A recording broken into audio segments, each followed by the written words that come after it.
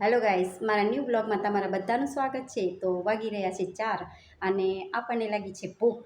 તો વિચાર્યું કે કશુંક હેલ્ધી નાસ્તો હોવો જોઈએ. તો મનમાં એક વિચાર આવ્યો કે જે વસ્તુ ઘરમાં પડી છે એનાથી હેલ્ધી નાસ્તો બની શકે છે.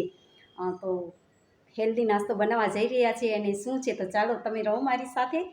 અને એ હેલ્ધી નાસ્તો છે સૂજીના પુડલા.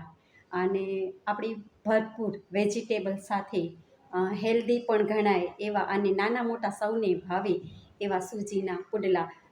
તો ગાઈસ, પુડલા બનાવવા માટે આપણે બધી તૈયારી કરી લીધી છે. તો સૌથી પહેલાં તમે જુઓ, આ મેં ગાજર છે, એની બધા જે ગાજર છે, કેપ્સિકમ છે, ધાણા છે, પછી આ ડુંગળી છે, સૂજી છે અને છાશ છે. છાશ કે દહીં એ બેમાંથી તમારે જે લેવું હોય તમે તે લઈ શકો છો. પણ મારી પાસે છાશ હતી એટલે મેં છાશનો ઉપયોગ કર્યો છે. દહીં હોય તો એ પણ ચાલે. તો આપણે આ બધાને તમે જોઈ શકો છો, મેં એકદમ બારીક બારીક ઝીણા ઝીણા સમારીને મૂકી રાખ્યા છે. તો આગળની પ્રોસેસ ચાલો હવે આપણે સ્ટાર્ટ કરીએ. તો ગાઈસ, સૌ પ્રથમ આપણે એક મોટું બાઉલ લેવાનું છે અને એમાં સૌ પ્રથમ આપણે સૂજીને એડ કરશું.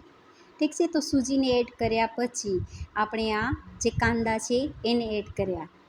તમે જોતા જાઓ એક એક વસ્તુ. પછી જે ઝીણા સમારેલા કેપ્સિકમ છે એ એડ કર્યા આપણે. એના પછી તમે જોઈ શકો છો કે ઝીણા કટ કરેલા જે ગાજર છે એને એડ કર્યા અને ત્યાર પછી મેં થોડા ધાણા એડ કર્યા. બસ હવે બધાને મિક્સ કરવાનું છે અને એમાં આપણે છાશ એડ કરવાની છે. તો જુઓ, છાશને એડ કરી અને પછી આપણે એનો મિશ્રણ તૈયાર કરવાનું છે.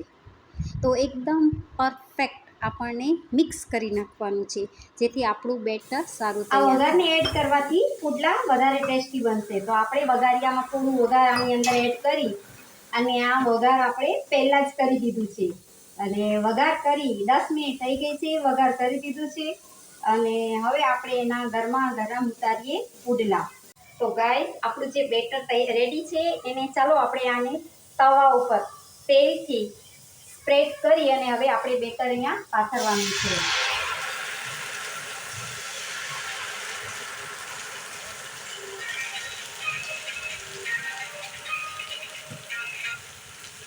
તો તમે જોઈ શકો છો કે આપણે એને ધીમા તાપે થવા દેવાનું છે.